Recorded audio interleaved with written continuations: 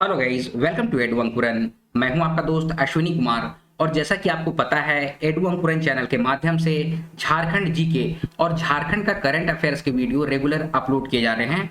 तो झारखंड का जो करंट अफेयर्स है उसी का एक पार्ट है झारखंड का वन रिपोर्ट। तो आइए आज की इस वीडियो में झारखंड का जो वन रिपोर्ट 2021 का है उसमें क्या क्या डिटेल्स बतलाए गए हैं उसको आज की इस वीडियो में करते हैं। ठीक है, तो आइए आज की वीडियो को शुरू करते हैं। सबसे पहले जो भारतीय वन रिपोर्ट जो प्रस्तुत किया जाता है, जो रिलीज किया जाता है, तो उसी के अंतर्गत हर स्टेट का जो वन रिपोर्ट है उसको प्रोवाइड कराया जाता है, उसको रिलीज किया जाता है। तो ओवरऑल जो होता है भारतीय वन सर्वेक्षण रिपोर्ट रिलीज किया जाता है, जो कि देहरादून ऑफिस के द्वारा किया जाता है। यहाँ पर आप जो इमेज में देख रहे हैं ये forest survey of India Dehradun का ये ऑफिस है। और ये रिपोर्ट जो होता है वो प्रत्येक 2 वर्ष में तैयार करके रिलीज किया जाता है। इसका मतलब क्या है कि अगर 2021 में रिपोर्ट आया है तो अगली रिपोर्ट जो है वो 2023 में आएगी। ठीक है, हर 2 वर्ष के गैप में भारतीय वन सर्वेक्षण रिपोर्ट जो है वो रिलीज किया जाता है। अच्छा, और ये किसके द्वारा रिलीज किया जाता है? तो ये पर्यावरण, वन और जलवायु मंत्रालय जो है उसके अधीन इसको रिलीज किया जाता है। यहाँ पर देखिए, ministry of environment, forest and climate change के अधीन इसको रिलीज किया जाता है हर 2 साल में। ठीक है, एक बात और है जो इस तरह के क्वेश्चंस पूछे जाते हैं कि पहली रिपोर्ट जो है वो कब प्रकाशित की गई थी, कब रिलीज की गई थी? तो 1987 में भारतीय वन सर्वेक्षण रिपोर्ट सबसे पहले रिलीज किया गया था। ठीक है, अभी जो है 13 जनवरी 2022 को 17वां भारतीय वन सर्वेक्षण रिपोर्ट जारी किया गया है। ठीक है, अच्छा, वन रिपोर्ट का नाम क्या है? 2021। लेकिन यहां पर क्या दिया गया है कि 2021 तक के जो आंकड़े हैं, 2019 से लेकर 2021 तक के जो आंकड़े हैं उसको रिलीज किया गया है, उस डेटा को कलेक्ट किया गया है और उसको 13 जनवरी 2022 को रिलीज किया गया है। इसीलिए 13 जनवरी 2022 को 17वां भारतीय वन सर्वेक्षण रिपोर्ट जारी किया गया है। ठीक है, इसको आप लोग दिमाग में रखेंगे, इससे क्वेश्चंस बनते हैं। ठीक है, चलिए आगे बढ़ते हैं। ये एक पिक्टोरियल रिप्रेजेंटेशन है जिसमें कि बतलाया गया है कि gains and losses in forest cover since 2019, मतलब कि 2019 से 2021 के बीच 2 साल के अंतराल में किन किन राज्यों में वनों में गेन्स हुआ यानी कि बढ़ोतरी हुई और किन किन राज्यों में फॉरेस्ट कवर जो है उसमें घटोतरी हुई या लॉसेस हुए, उसका यहाँ पर लिस्ट, एक पिक्टोरियल रिप्रेजेंटेशन आपके सामने रखा गया है। जिसमें कि देखिए जो गेन्स हैं वो टॉप 5 स्टेट्स के बारे में दिया गया है। एग्जामिनेशंस में क्वेश्चंस आते हैं कि भारतीय वन सर्वेक्षण रिपोर्ट 2021 के अनुसार किन राज्यों में वनों की वृद्धि हुई है। ठीक है, और वो असेंडिंग ऑर्डर या फिर डिसेंडिंग ऑर्डर में आपको क्वेश्चंस दिया जाएगा। वो हर तरह के कॉम्पिटिटिव एग्जामिनेशंस में इस तरह के ट्रिकी क्वेश्चंस पूछे जाते हैं। तो अगर आप टॉप 5 को याद कर लेते हैं तो इन जनरल टॉप 4 या टॉप 3 का असेंडिंग ऑर्डर और डिसेंडिंग ऑर्डर में दिया रहता है, जिसमें कि अगर आप टॉप 5 को अगर जान जाते हैं कि किन स्टेट्स में वनों की वृद्धि हुई है और किन स्टेट्स में वनों की घटोतरी हुई है या लॉसेस हुए हैं, तो इससे आपका श्योर शॉर्ट क्वेश्चन सॉल्व हो जाएगा। ठीक है, तो यहां पर जो गेन हुए हैं वो 5 हैं। कौन कौन है? आंध्र प्रदेश है, तेलंगाना है, उड़ीसा है, कर्नाटका है और फिर हमारा राज्य झारखंड है। इसमें वनों की वृद्धि हुई है। और वो टॉप 5 स्टेट जिसमें वनों का लॉसेस हुआ है, वनों का ह्रास हुआ है, वो अरुणाचल प्रदेश है, मणिपुर है, नागालैंड है, मिजोरम है और मेघालय है। इसको पॉज करके आप इसका स्क्रीनशॉट ले लीजिए या फिर इसको नोट डाउन कर लीजिए। ठीक है, इससे डेफिनेटली क्वेश्चंस बनेंगे। हर तरह के आगामी जितने भी कॉम्पिटिटिव एग्जामिनेशंस होंगे उसमें इस तरह से क्वेश्चंस बनते हैं। चलिए आगे बढ़ते हैं। अब हम लोग आ जाते हैं झारखंड का वन रिपोर्ट में। वन रिपोर्ट 2021 जो झारखंड का रिलीज किया गया है उसमें कौन कौन से मुख्य बिंदु हैं जिसको आपको जानना चाहिए, वो सारे पॉइंट्स आज की इस वीडियो में आपके सामने डिटेल के साथ रखा जा रहा है। ठीक है, कुल भौगोलिक क्षेत्रफल जो है वो है 79,716 वर्ग किलोमीटर। ठीक है, ये आपका कुल भौगोलिक क्षेत्रफल है। आगे है कुल वन भूमि, जो फॉरेस्ट जो लैंड है वो कितना है? वो 23,721 वर्ग किलोमीटर, 23,721 किलोमीटर वर्ग किलोमीटर कुल वन भूमि है। आगे है कि वनों का क्षेत्रफल इन परसेंटेज में 29.76% है। क्वेश्चंस इससे डायरेक्ट एमसीक्यू बनेंगे और इसके लिए मैं कोशिश करूंगा कि एक एमसीक्यू का सेट भी आपके सामने रख दूं। ठीक है, चलिए अगला डिटेल क्या है कि भारत में वन क्षेत्रफल में हिस्सा, मतलब कि झारखंड का वन क्षेत्र जो है उसका पूरे ओवरऑल कंट्री इंडिया में वन क्षेत्रफल में इसका हिस्सा कितना है,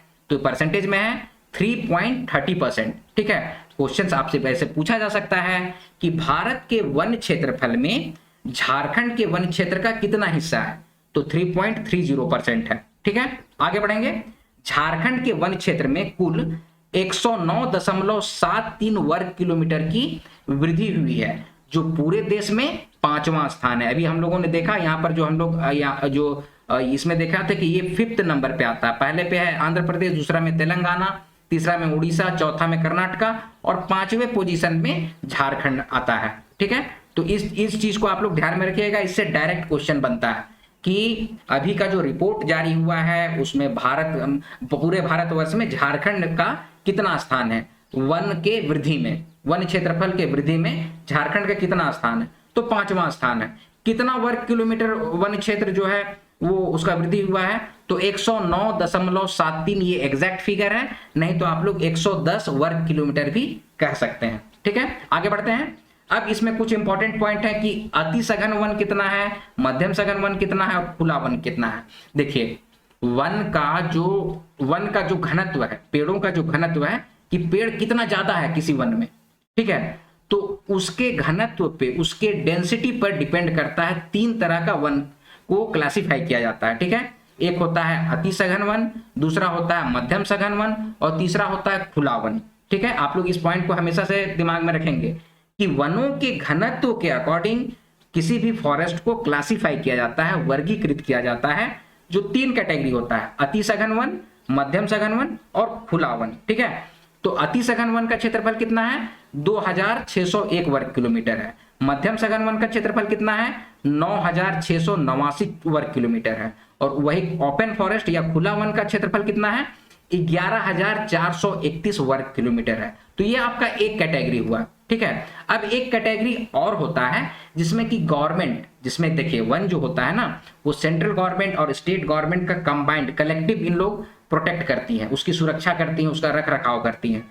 तो उसके बेस्ड ऑन वन को फिर से क्लासिफाइड किया गया है, कैटेगराइज किया गया है 3 पार्ट में, जिसको एक सुरक्षित वन कहते हैं, दूसरे को संरक्षित वन कहते हैं और तीसरा को अवर्गीकृत वन या फिर क्लासिफाइड वन के श्रेणी में रखा जाता है। तो सुरक्षित वन या फिर रिजर्व फॉरेस्ट जो है वो कितना है, अभी का 2021 के आंकड़े के अनुसार 4500 वर्ग किलोमीटर है और परसेंटेज में कितना है, तो 17.92% है। ठीक है, उसी तरह से प्रोटेक्टेड फॉरेस्ट जो कवर है वो कितना है, 18,922 वर्ग किलोमीटर और परसेंटेज में 75.33% होता है। अवर्गीकृत वन कितना है, 1696 वर्ग किलोमीटर, जो कि 6.75% होता है। और ये देखिए ये एक इंपॉर्टेंट क्वेश्चन है जो पिछले जेपीएससी में पूछा भी गया है कि प्रति व्यक्ति वन एवं वृक्षादन कितना है, तो 0.08 हेक्टेयर होता है। ठीक है, प्रति व्यक्ति वन का घनत्व कितना है ऐसे पूछा जा सकता है। वृक्षादन का मतलब क्या हुआ, वृक्ष जो एक वन में आवरण किए हुए, मतलब कि एक फॉरेस्ट में वृक्षों का घनत्व कितना है उसी को कहा जाता है वृक्षादन।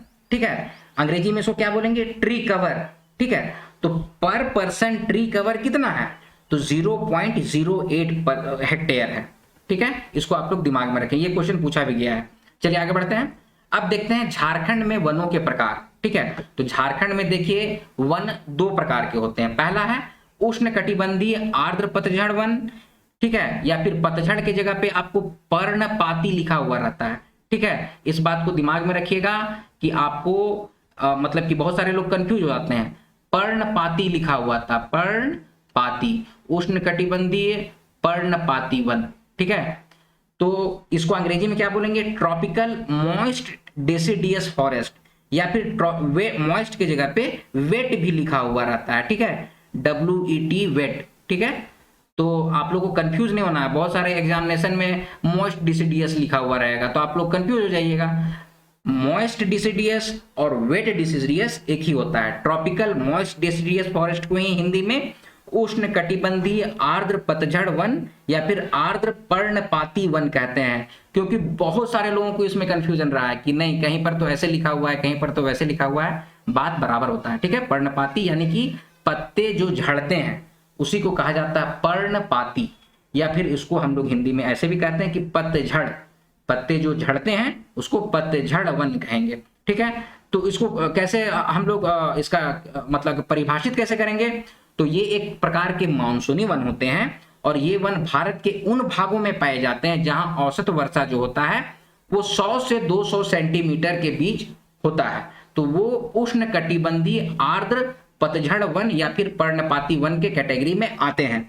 अच्छा, आपको झारखंड के केस में 120 सेंटीमीटर जहां पर बारिश होती है, 120 सेंटीमीटर से लेके 200 सेंटीमीटर, ठीक है, तो 120 सेंटीमीटर का भी आंकड़ा आपको कहीं कहीं पर मिलेगा, तो कंफ्यूज नहीं होना है। ठीक है, 100 से 200 सेंटीमीटर के बीच में जो भी वन आता है उसको उष्णकटिबंधीय आर्द्र पतझड़ वन कहते हैं, या फिर 120 सेंटीमीटर का भी आंकड़ा दिया हुआ रहेगा तो कंफ्यूज मत कीजिएगा। ठीक है, अगर ऑप्शन में 120 सेंटीमीटर दिया हुआ है तो आप लोग 120 सेंटीमीटर में जाइएगा। ठीक है, या फिर ऑप्शन में 100 से 200 सेंटीमीटर के बीच का अगर दिया हुआ है जहां पर औसत वर्षा हो रही है तो आप इस ऑप्शन पे जाइएगा। तो इसीलिए दोनों पॉइंटों को मैं आपके सामने रख दिया हूं। अब उसी तरह से उष्णकटिबंधीय शुष्क पतझड़ वन, जिसको अंग्रेजी में क्या बोलेंगे, ट्रॉपिकल ड्राई डिसिडियस फॉरेस्ट। ठीक है, अब ट्रॉपिकल ड्राई डिसिडियस फॉरेस्ट किसको कहते हैं कि जिन क्षेत्रों में 120 सेंटीमीटर से कम वर्षा होती है उसको उष्णकटिबंधीय शुष्क पतझड़ वन कहते हैं। ठीक है, एकदम कॉन्सेप्ट आपको इसका क्लियर रखना है। चलिए आगे बढ़ते हैं। अब जो उष्णकटिबंधीय आर्द्र पतझड़ वन है वो झारखंड के किस किस क्षेत्र में पाए जाते हैं, तो इसको हम लोग देख लेते हैं कि रांची में पाया जाता है, लोहरदगा में पाया जाता है, गुमला है, सिमडेगा है, पूर्वी और पश्चिमी सिंहभूम है, धनबाद है तथा संथाल परगना का क्षेत्र है। इसमें उष्णकटिबंधीय आर्द्र पतझड़ वन पाए जाते हैं। ठीक है, अब आगे देखते हैं कि उष्णकटिबंधीय आर्द्र पतझड़ वन में कौन कौन से मुख्य पेड़ होते हैं, तो साल होता है, सागवान होता है, आपका शीशम होता है, उसके बाद फिर गम्हार होता है, करंज का पेड़ होता है। करंज का पेड़ आप लोग जानते हैं इसी का तेल बनता है। ठीक है, और अभी इसको बायोफ्यूल के रूप में भी रखा जा रहा है। ठीक है, कुसुम का पेड़ होता है, उसके बाद फिर खैर होता है, जामुन का पेड़ होता है, कटहल होता है और आम होता है। ठीक है, तो ये जो वृक्ष हैं वो उष्णकटिबंधीय आर्द्र पतझड़ वन के मुख्य वृक्षों में आते हैं। ठीक है, चलिए अब आगे बढ़ते हैं। उष्णकटिबंधीय शुष्क पतझड़ वन झारखंड के किन किन क्षेत्रों में होते हैं, तो आपका गढ़वा में होता है, पलामू में होता है, लातेहार है, चतरा है, हजारीबाग है, गिरिडीह है, कोडरमा है और देवघर है। तो इन क्षेत्रों में उष्णकटिबंधीय शुष्क पतझड़ वन पाए जाते हैं। अब आइए देखते हैं कौन कौन से पेड़ उष्णकटिबंधीय शुष्क पतझड़ वन के कैटेगरी में आते हैं। तो सबसे पहला आपका हो गया महुआ, उसके बाद फिर आ जाता है आपका पलाश का पेड़, उसके बाद फिर आसन का पेड़ आता है, उसके बाद फिर अमलतास का पेड़ होता है। ठीक है, उसके बाद आपनुस भी होता है। ठीक है, तो ये सारे वृक्ष जो हैं वो उष्णकटिबंधीय शुष्क पतझड़ वन के अंतर्गत आते हैं। ठीक है, चलिए आप कुछ एक्स्ट्रा डिटेल्स जो है वो भी देख लेते हैं कि राष्ट्रीय उद्यान की संख्या कितनी है झारखंड में, तो एक है, बेतला राष्ट्रीय उद्यान है।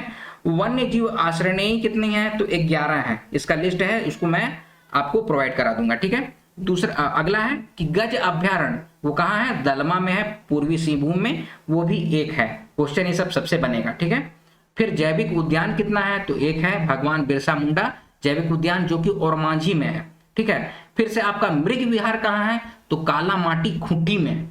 ठीक है, तो ये कुछ डिटेल्स हैं भारतीय वन सर्वेक्षण रिपोर्ट का और झारखंड वन सर्वेक्षण रिपोर्ट 2021 का कुछ डिटेल्स है जो आपके सामने रखा गया है। करंट अफेयर्स की तैयारी इसी तरह से आप लोग करते रहिए। चैनल के माध्यम से आपको कोशिश किया जाए कि जितना से ज्यादा बिल्कुल कॉन्सेप्ट क्लियर करा के करंट अफेयर चैनल के माध्यम से आपको प्रोवाइड कराया जा रहा है। इसीलिए आप लोग चैनल पे बने रहिए और इसी तरह की वीडियोस अगर आपको चाहिए तो वीडियो को लाइक कीजिए, अपने सजेशंस कमेंट बॉक्स में कमेंट कीजिए कि आपको किस तरह के टॉपिक्स में डाउट्स है, किस तरह के टॉपिक्स पे मुझे वीडियो लेके आना चाहिए, ये आप लोग कमेंट सेक्शन में कमेंट कीजिए। ठीक है, आई होप आज का वीडियो आपको समझ में आया होगा। यह है वीडियो का अंत, मिलते हैं अगले वीडियो में, तब तक आप लोग अपना ख्याल रखिए। जय हिंद।